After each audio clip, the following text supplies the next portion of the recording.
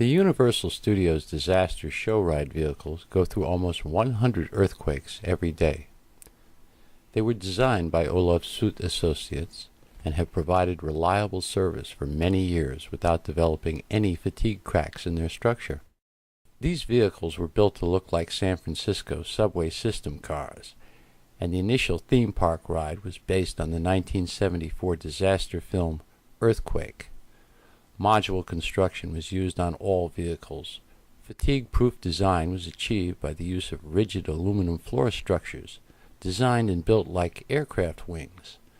Stressed aluminum skins, riveted and bonded from top to bottom with framing, provided the strength. No welds were used, because that would weaken the aluminum fatigue strength.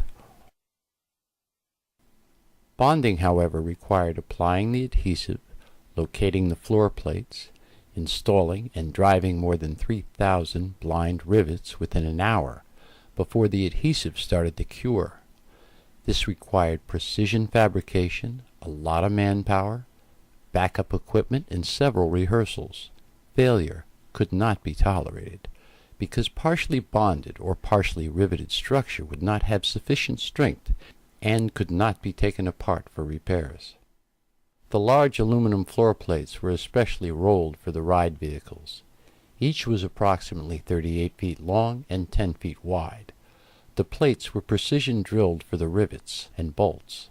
These holes were then transferred to the top and bottom flanges of the floor framing members and match-marked for the accurate fitting.